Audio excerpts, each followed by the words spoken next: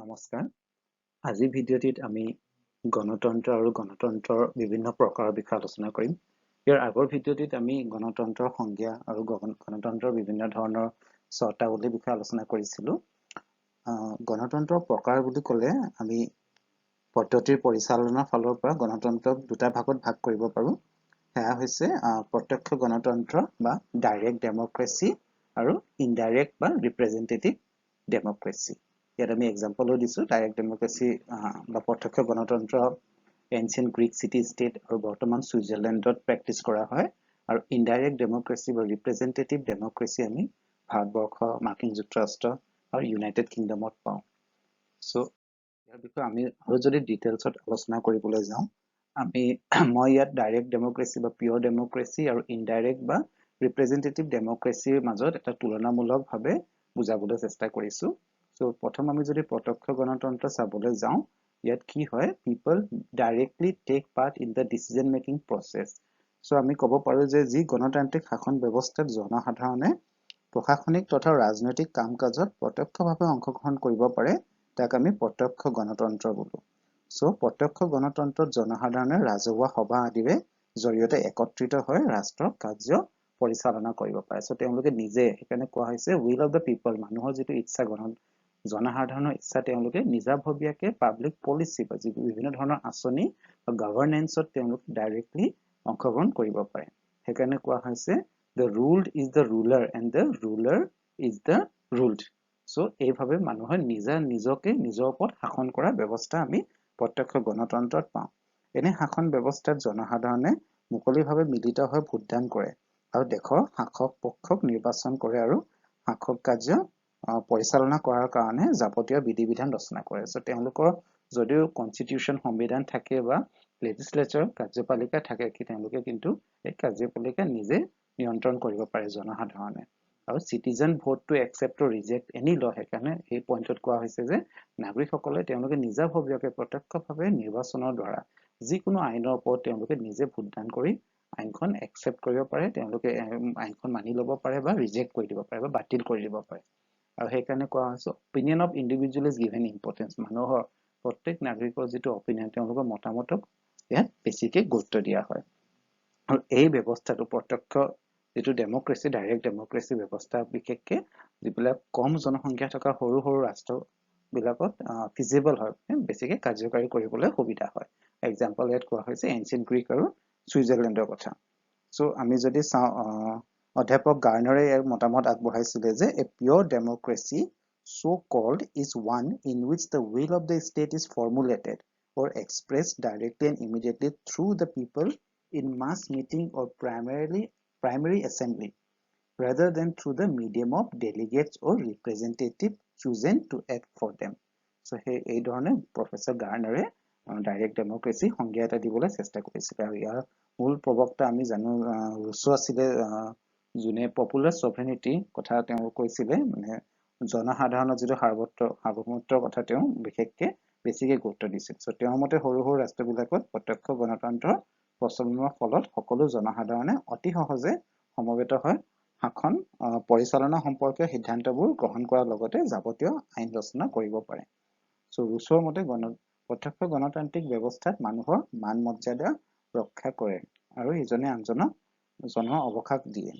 চ' তেওঁ বিশেষকৈ ইয়াক বেছি গুৰুত্ব দিছিলে। আৰু যদি এইফালে আমি যদি চাওঁ, ঠিক ইয়াৰ ওলোটা হয় আমাৰ ইনডাইৰেক্ট বা ৰিপ্ৰেজেণ্টেটিভ ডেম'ক্ৰেচি, যিটো আমি ভাৰতবৰ্ষত আমাৰ যিহেতু এই ব্যৱস্থা আছে, আমি সেইকাৰণে ভালকৈ ইয়াৰ বহুতখিনি কথা আমি ইতিমধ্যে জানো যে ইয়াত আমি কি হয়, জনসাধাৰণে প্ৰত্যক্ষভাৱে যিটো ডিচিজন মেকিং প্ৰচেছ, আইন প্ৰণয়নৰ প্ৰণালীত তেওঁলোকে জড়িত হৈ নাথাকে। বিশেষকৈ জনসাধাৰণৰ নামত যিবিলাক ইলেক্টেড ৰিপ্ৰেজেণ্টেটিভ, জনসাধাৰণৰ দ্বাৰা নিৰ্বাচিত হয় যিসকল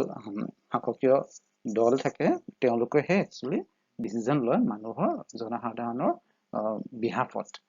চ' government policies are formulated and executed by the representative, জনসাধাৰণৰ নামত তেওঁলোকে বিভিন্ন ধৰণৰ আঁচনি হাতত লয় আৰু এইটো এক্সিকিউট কৰা হয় আৰু ৰূপায়ণ কৰা হয়। চ' ডেলিগেশ্যন অফ পাৱাৰ যিটো আমি কওঁ, জনসাধাৰণে নিজৰ ক্ষমতাখিনি এই ৰিপ্ৰেজেন্টেটিভ যিটো বডি থাকিব বিভিন্ন দেশত বিভিন্ন ব্যৱস্থা আমাৰ ভাৰতবৰ্ষত আমি সংসদীয় ব্যৱস্থা বুলি কওঁ পাৰ্লামেণ্টাৰী সিস্টেম একেধৰণে মাৰ্কিন যুক্তৰাষ্ট্ৰত প্ৰেসিডেন্সিয়েল সিস্টেম আছে সো আমি জনসাধাৰণে এই আমাৰ ক্ষমতাখিনি এই পাৰ্টিকুলাৰ যিটো আইন সভা হয় যিটো কাৰ্যপালিকা হয় তেওঁৰ হাতত সাব্যস্ত কৰা হয় সো ইয়াত কি হয় importance is given to society to represent individual সমাজ বা সমাজৰ যিটো ব্যৱস্থা সমাজৰ যিটো মতামত তাক বেছি গুৰুত্ব দিয়া হয় ইণ্ডিয়া জাৰ্মানী ইউকে আমি এক্সাম্পল ল'ব পাৰো আৰু ইয়াৰ প্ৰবক্তাসকল আছিল হবস লক যিসকলে কনস্টিটিউশনাল গভৰ্ণমেন্ট বা লিমিটেড সভৰেনিটিৰ কথা কৈছিলে আমি যদি নেক্সট চাওঁ আমাৰ যিটো প্ৰত্যক্ষ গণতন্ত্ৰ বিভিন্ন ধৰণৰ আহিলা আছে so there are different measures of direct democracy প্ৰথম যদি আমি মেজৰ বা আহিলা হিচাপে চাওঁ সেইটো হ'ল ইনিচিয়েটিভ বা গণপ্ৰস্তাৱ বা গণ উদ্যোগ বুলি কোৱা হয় সো প্ৰত্যক্ষ গণতন্ত্ৰৰ গুৰুত্বপূৰ্ণ আহিলা হ'ল গণপ্ৰস্তাৱ বা গণ উদ্যোগ গণপ্ৰস্তাৱ হৈছে এনে এক আহিলা যাৰ জৰিয়তে নাগৰিকসকলে সংবিধান সংশোধন আৰু আইন প্ৰণয়নৰ প্ৰক্ৰিয়াত অংশগ্ৰহণ কৰিব পাৰে কোনো গুৰুত্বপূৰ্ণ বিষয়ৰ ওপৰত আইন সভাই আইন প্ৰণয়ন কৰা প্ৰয়োজন বোধ কৰিলে গণপ্ৰস্তাৱ অনুসৰি উক্ত বিষয়ৰ ওপৰত এক নিৰ্দিষ্ট সংখ্যক জনসাধাৰণে প্ৰথমে খচৰা প্ৰস্তুত কৰি আইন সভাৰ ওচৰত আইন প্ৰণয়ন কৰিবলৈ উক্ত প্ৰস্তাৱটো ওচৰত দাখিল কৰিব পাৰে সো ইয়াত কি হয় মানুহে নিজে নিজাভৱিয়াকে জনসাধাৰণে এটা প্ৰস্তাৱ বিধানসভালৈ বা যিটো আইন পালিকা থাকে ন্যায়পালিকাৰ ওচৰত তেওঁলোকে প্ৰস্তাৱ দিব পাৰে সো এই আইন সভাৰ অন্যান্য বিধেয়ক বিলাকৰ দৰে বিচাৰ বিবেচনা কৰি ইয়াক গ্ৰহণ বা বৰ্জন কৰিব পাৰে কিন্তু ইয়াত এটা কথা আছে যে বিধেয়কখনৰ ওপৰত কেৱল জনসাধাৰণে চূড়ান্ত সিদ্ধান্ত গ্ৰহণ কৰিব পাৰে আইন সভাই ইয়াত নাকচ কৰিলেও আল্টিমেট যে ডিসিজন হয় সেইটো জনসাধাৰণৰ হাততে থাকে সো বিধানমণ্ডলে তেনে প্ৰস্তাৱ গণভোটৰ জৰিয়তে ভোটদাতাসকলৰ অনুমোদনৰ বাবে প্ৰেৰণ কৰিব লাগে সংখ্যাগৰিষ্ঠ ভোটদাতাই বিধেয়কখনত অনুমোদন জনালে আইনত পৰিণত হয় আৰু অন্যথা বিধেয়কখন বাতিল হয় মানে যদিও আইন সভাই নিজাভৱিয়াকে ইয়াত সিদ্ধান্ত দিব নোৱাৰে তেওঁলোকে যিটো প্ৰস্তাৱ দিয়ে যিটো ইনিচিয়েটিভ আহে পাব্লিকৰ ফালৰ পৰা আকৌ তেওঁলোকে এটা ৰেফাৰেণ্ডাম যিটো আমি কওঁ নেক্সট যিটো মেজাৰ সেইটো হোৱাৰ কাৰণে গণভোটৰ কাৰণে তেওঁলোকে আগবঢ়াই দিয়ে সেইকাৰণে নেক্সট যিটো মেজাৰ হয় সেইটো হ'ল ৰেফাৰেণ্ডাম বা গণভোট সো এই আমি জানো যে সুইজাৰলেণ্ডৰ কথা মই আগতে কৈছিলো so it is a device where the electorate may veto an act which a legislative body has already passed যিকোনো আইন সভাই প্ৰণয়ন কৰা যিকোনো আইনৰ ওপৰত জনসাধাৰণে ভেটো কৰিব পাৰে ভেটো হ'ল নেগেটিভ ভোটিং মানে তেওঁলোকে বাতিল কৰিব পাৰে কেনসেল কৰিব পাৰে সো সুইজাৰলেণ্ডৰ প্ৰত্যক্ষ গণতান্ত্ৰিক ব্যৱস্থাত এই গণভোটৰ প্ৰচলন আমি দেখিবলৈ পাওঁ সাধাৰণতে গণভোট বুলি ক'লে আইন সভাই গ্ৰহণ কৰা কোনো আইনৰ খচৰা প্ৰস্তাৱ জনসাধাৰণৰ সন্মতিৰ বাবে প্ৰেৰণ কৰা কৌশল বা পদ্ধতিক বুজায় প্ৰকৃততে এই হৈছে কোনো আইন সম্পৰ্কে জনসাধাৰণৰ সন্মতি গ্ৰহণ কৰাই গণতান্ত্ৰিক আহিলা সো সেইকাৰণে ইয়াত কোৱা হৈছে প্ৰফেসৰ আৰচি বুকছে কৈছিলে যে বিধানমণ্ডলত গৃহীত কোনো আইনৰ ওপৰত নিৰ্বাচন মণ্ডলীয়ে বাধা দিব পৰা বা যাৱতীয় সংগঠন আনিব পৰা এক অভিনৱ কৌশল হৈছে গণভোট referendum is a device whereby the electoral may veto an act which a legislative body has already passed মানে এটা আইন সভাই যেটো অলৰেডি গ্ৰহণ কৰিছে তাৰ ওপৰতো জনগণে বা জনসাধাৰণে ভেটো কৰিব পাৰে এটোই হ'ল ৰেফাৰেণ্ডাম তাৰ পিছত আমি আহো গণ অভিমত বা প্লেবিসাইটৰ কথা ইয়াত কোৱা হৈছে প্ৰত্যক্ষ গণতন্ত্ৰৰ আন এক অতি গুৰুত্বপূৰ্ণ আহিলা হ'ল গণ অভিমতৰ ব্যৱস্থা অনুসৰি কেতিয়াবা কোনো গুৰুত্বপূৰ্ণ বিষয় মীমাংসা কৰাৰ বাবে চৰকাৰে নাগৰিকসকলৰ পৰা অভিমত গ্ৰহণ কৰে মানে তেওঁলোকে নাগৰিকসকলৰ অপিনিয়ন ল'ব বিচাৰে যিকোনো ইম্পৰ্টেন্ট বিষয় যদি হয় তেওঁলোকে অপিনিয়ন এটা বিচাৰে সাধাৰণতে কোনো ৰাজনৈতিকভাৱে গুৰুত্বপূৰ্ণ বিষয়ৰ সমস্যা সমাধানৰ ক্ষেত্ৰত জটিল বিতৰ্কৰ সূত্ৰপাত হলে আৰু চৰকাৰে এককভাৱে উক্ত সমস্যা সমাধানৰ বাবে সঠিক সিদ্ধান্ত গ্ৰহণ কৰাত অপাৰগ হলে জনসাধাৰণৰ অভিমত গ্ৰহণৰ ব্যৱস্থা কৰিব পাৰে সো হেতুৱে হৈছে যে plebiscite is a device to obtain a direct popular vote on a matter of political importance আৰু তাৰ লাষ্টৰ যিটো আমি মেজাৰ হয় এটো হ'ল ৰিকল মানে আমি বুজো যে ৰিকল কৰা মানে যদি কোনোবাই কোনো চৰকাৰী বিষয়া হওক বা আইন সভাৰ কোনো সদস্যই যদি নিজৰ কাম ভালকে সুচাৰুৰূপে নকৰে তেওঁ কাৰ্যকাল অন্ত পৰা আগতে মানে ধৰি লওক ভাৰতবৰ্ষত যেনেকৈ আমি 5 বছৰৰ কাৰ্যকাল থাকে তাৰ আগতে জনসাধাৰণে ৰিকল কৰিব পাৰে সো আদেশ মানে এটা এনেকা ধৰণৰ আদেশ প্ৰত্যক্ষ গণতন্ত্ৰৰ অন্যতম গুৰুত্বপূৰ্ণ আহিলা এই ব্যৱস্থাৰ জৰিয়তে ভোটৰে তেওঁলোকৰ নিৰ্বাচিত প্ৰতিনিধিৰ কাম-কাজ আৰু আচাৰ আচৰণ ক্ষেত্ৰত অসন্তুষ্ট হলে তেনে প্ৰতিনিধিক প্ৰস্তুত কৰি তাৰ ঠাইত নতুন প্ৰতিনিধি নিৰ্বাচিত কৰিব পৰা অধিকাৰ লাভ কৰে গতিকে প্ৰত্যক্ষ গণতন্ত্ৰৰ জনপ্ৰতিনিধিৰ কাৰ্যকাল প্ৰকৃতাৰ্থে জনসাধাৰণৰ সন্মতি সাপেক্ষে নিৰ্ধাৰিত হয় জনমতক প্ৰতিনিধিসকলে কেতিয়াও উপেক্ষা কৰিব নোৱাৰে সেইকাৰণে এইটো অতি গুৰুত্বপূৰ্ণ এটা মেজাৰ ইয়াত আমি যদি চাওঁ আমি বিভিন্ন ধৰণৰ মই ইমেজ কিছুমান ফটো ইয়াত ইউজ কৰিছো আমি ইয়াত দেখিছো এইটো হ'ল সুইজাৰলেণ্ডৰ কোনোবা এখন কাউন্টি বা এখন কেন্টনত হৈ থকা এটা জনমতৰ পিকচাৰ মানুহে ইয়াত হয়তো তেওঁলোকে কোনো ধৰণৰ প্লেবিসাইড বা ৰেফাৰেণ্ডামৰ ইয়াত আলোচনা হৈ আছে আৰু যদি এইটো চাওঁ আমি বিলিভ ইন ব্ৰিটেন এইটো আমাৰ যেটো আমি খুব কিছু বছৰ আগতে খুব চৰ্চিত হৈছিল ব্ৰেক্সিট মানে ব্ৰিটেনে যেতিয়া ইউৰোপিয়ান ইউনিয়নৰ পৰা আঁতৰি আহিব বিচাৰিছিলে এই সময়ত ব্ৰিটেনে যেটো চৰকাৰ নিজাভৱিয়াকে সিদ্ধান্ত ল'ব পৰা নাছিলে আৰু এটা পাব্লিক অপিনিয়ন মানে এটা প্লেবিসাইড কৰা হৈছিল আৰু তাত বেছি হৰসংখ্যক মানুহে ইয়াৰ মানে সাপোৰ্টত মানে ব্ৰেক্সিট মানে ব্ৰিটেন ইউৰোপীয় ইউনিয়নৰ পৰা ওলাই আহিব লাগে এই যেটো সিদ্ধান্ত আছিল সাপোৰ্ট কৰিছিল পিছৰ সময়ত আমি দেখিছো ব্ৰিটেন ইউৰোপীয় ইউনিয়নৰ পৰা আঁতৰি আহিছিল সো হেতু এটা আমি এক্সাম্পল প্লেবিসাইডো ল'ব পাৰো সো ইয়াতো আৰু এটা এক্সাম্পল ইয়াত দিয়া আছে এইটো আন্দোলন হৈছিল আয়াৰলেণ্ডত বিশেষকৈ যেটো এবৰ্শন মহিলাসকলৰ যেটো এবৰ্শন কৰা অধিকাৰ তাক লৈ কিনে এটা আন্দোলন হৈছিল যত মানুহসকলে মানে জনসাধাৰণে বিচাৰিছিল সেইকাৰণে লিখা আছে my mind my body my choice so মানুহে এটা ইনিশিয়েটিভ লৈছিল তেওঁলোকে যে তেওঁলোকক মহিলাসকলক এই এবৰ্শনৰ অধিকাৰ দিব লাগে সো ইয়াত সেইকাৰণে দিয়া হয় যে yes or no এইটো জনতাৰ হাতত মানে জনসাধাৰণৰ হাততহে আছে যে তেওঁলোকে কি বিচাৰে বা কি হ'ব তেওঁলোকৰ সপক্ষে বা বিপক্ষে হ'ব পাৰে সো এই ধৰণে আমি দেখিছো যে এনচিয়েন্ট গ্ৰীচ মানে প্ৰাচীন কালৰ গ্ৰীক দেশৰ পৰাই এই ব্যৱস্থা ডাইৰেক্ট ডেমক্ৰেসি কিছু কিছু অঞ্চলত প্ৰচলিত আছিল আৰু আজি তাৰিখত আমি যদি চাবলৈ যাওঁ বিশ্বৰ বিভিন্ন দেশত অকল সুইজাৰলেণ্ড বুলিয়ে নহয় ইভেন আমেৰিকাত আজি তাৰিখত বহুত ষ্টেটছ আমেৰিকাৰ যিবোৰ ৰাজ্য আছে মই জানো আমেৰিকাত 50খন ৰাজ্য বিভিন্ন সময়ত গুৰুত্বপূৰ্ণ বিষয়ৰ ওপৰত মানুহৰ ৰেফাৰেণ্ডাম কৰাইছে তেওঁলোকে আৰু প্লেবিসাইডো হৈছে আমেৰিকাত সো এই এক্সাম্পল আজি অকল বিশেষকৈ ডিজিটেল মিডিয়া বা ডিজিটেল প্লেটফৰ্ম অকল অহাৰ পিছত আমি ই ডেমক্ৰেসিৰ কথা কওঁ আজিকালি যে চৰকাৰে বিভিন্ন ক্ষেত্ৰত জনগণৰ মতামত বিচাৰে এটো অকল আমেৰিকা বা সুইজাৰলেণ্ড বুলি নহয় ভাৰতবৰ্ষতো দেখিবলৈ পাওঁ যে বিভিন্ন গুৰুত্বপূৰ্ণ বিষয়ত চৰকাৰে জনগণৰ জনমত এটা বিচাৰে সো হেতু আমি এটা এক্সাম্পল ল'ব পাৰো সো আজি তাৰিখত এটো খুব পপুলাৰ হৈছে সো আজি ভিডিঅ'ত ইমানতে আমি আৰু এটা লাষ্ট যেটো চাম হেতু হ'ল ডাইৰেক্ট ডেমক্ৰেসি মেৰিট আৰু ডিমেৰিটস সো আমি যদি মেৰিট চাবলৈ যাওঁ বা গুণসমূহ সুবিধাসমূহ যদি চাবলৈ যাওঁ প্ৰথমটো হ'ল যে ডাইৰেক্ট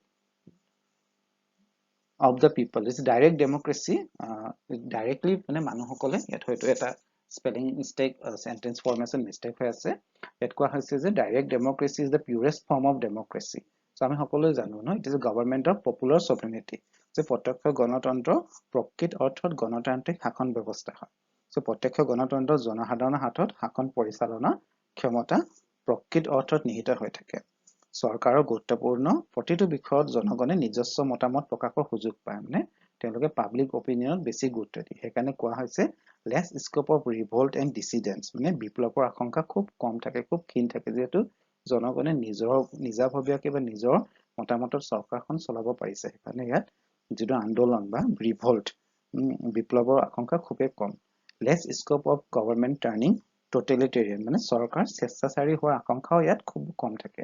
আৰু এটা ইম্পৰ্টেন্ট মেৰিট সুবিধা আমি ক'ব লাগিব will of people turn to policy মানুহৰ যেটো জনগণৰ আকাংক্ষা ইয়াত একচুয়ালি আচনি ৰূপ লয়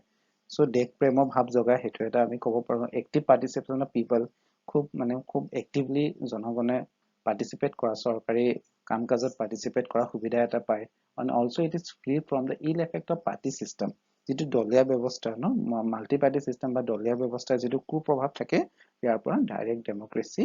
ফ্ৰী হয় মানে ইয়াত কোনো ধৰণৰ তেনেকুৱা অসুবিধা নাথাকে ইফালে যদি আমি অসুবিধাসমূহ চাবলৈ যাওঁ ডিমেৰিট যদি চাবলৈ যাওঁ এটা আমি পাম যে it is not possible for modern day large populous nation আজি তাৰিখত বৃহৎ ৰাষ্ট্ৰবোৰত যিবিলাকত বহুত জনসংখ্যা বহুত বেছি তাত কিন্তু ডাইৰেক্ট ডেমক্ৰেসি সম্ভৱ নহয় আৰু লগতে ইয়াত কোৱা হৈছে it is very time consuming and costly বহুত সময় লাগে যিকোনো সিদ্ধান্ত লওঁতে ইয়াত সময় লোৱা হয় আৰু বহুত সময় দেখিবলৈ পাওঁ যে মানুহে বিশেষকৈ জনসাধাৰণে নিজৰ যেটো শৰ্ট টাৰ্ম ইন্টাৰেষ্ট পূৰণৰ কাৰণে হয়তো লং টাৰ্ম ইন্টাৰেষ্টত বেছি গুৰুত্ব নিদিব পাৰে সো সেইকাৰণে বহুত জটিল বিষয়ৰ ওপৰত কিন্তু এটা আমি খুব স্পষ্ট ধাৰণা এটা দেখিবলৈ নাপাওঁ লগতে ইয়াত কোৱা হৈছে এটা ডিমেৰিট যে majority may use it against minority বিভিন্ন দেশত কিছুমান সংখ্যালঘুৰ সংখ্যাগৰিষ্ঠ জনসংখ্যা থাকে আৰু যদি আমি ডাইৰেক্ট ডেমক্ৰেচি চাবলৈ যাওঁ এইটো কমপ্লিটলি পাব্লিক অপিনিয়ন মানে সংখ্যাগৰিষ্ঠসকলৰ ওপৰত ভিত্তি কৰি গঠন কৰা হয় সো তেওঁলোকে পপুলাৰ ভোট যেতিয়া ভোটিং হ'ব তেতিয়া আমি সদায় সংখ্যাগৰিষ্ঠসকলে উচ্চাধিকাৰ পাব আৰু যেটো সংখ্যালঘুসকল তেওঁলোকৰ অধিকাৰ হ্ৰাস হোৱা এটা সম্ভাৱনা আমি দেখিবলৈ পাওঁ and not suitable for emergency period বা crisis period যেতিয়া কোনো ধৰণৰ সংকটকালীন অৱস্থা হয় তেতিয়া কিন্তু জনমত লোৱা খুব টান আৰু all people আৰু সকলো মানুহ আমি যে পলিটিক্সৰ ইন্টাৰেষ্টেড বা আৱেৰ সেই কথাখিনি আমি ক'ব নোৱাৰো যে তেওঁলোকৰ মতামত খুব তেওঁলোকে চালি জাৰি দিছে এই কথাখিনি ইয়াতে আমি খুব স্পষ্টকৈ ক'ব নোৱাৰো and ইয়াতে কি হয় জনগণক যিসকল জনপ্ৰতিনিধি তেওঁলোকৰ কোনো যেটো আইনসভাক বেছি গুৰুত্ব দিয়া নহয় সো সেই কিছু ইয়াত অসুবিধা আছে সেইকাৰণে ইমেজ মই যদি ইউজ কৰিছে কোৱা হৈছে the people এটা এটা পজিটিভ সাইনটো হ'ল যে people have the right to elect their leader কিন্তু এটা নেগেটিভ পাৰ্ট হ'ল যে lack of awareness may lead them to make wrong choice so হেতু এটা ডেমক্ৰেসি আমাৰ এটা অসুবিধা বুলি ক'ব লাগিব যদি আমি চাও ডাইৰেক্ট indirect democracy এটা সুবিধা হ'ল যে the system is efficient because not everyone has time or knowledge to be able to vote on the nation সকলো মানুহৰ জনসাধাৰণৰ ডাইৰেক্ট ডেমক্ৰেসি কোৱা হৈছে সকলোৱে ভোট দিয়া বা সকলোৱে ডিসিশন মেকিংত অংশগ্ৰহণ কৰাৰ অধিকাৰ আছে কিন্তু সকলো মানুহৰ জ্ঞান সমান নহব পাৰে ৰাজনীতিৰ ক্ষেত্ৰত এতিয়া আমি হয়তো বহুত অসুবিধা পাম সো আজিৰ ভিডিঅ'ত আমি মানে চালো আমি নেক্সট ভিডিঅ'ত ডেমক্ৰেসি বিষয়ে আৰু আলোচনা কৰিম থ্যাংক ইউ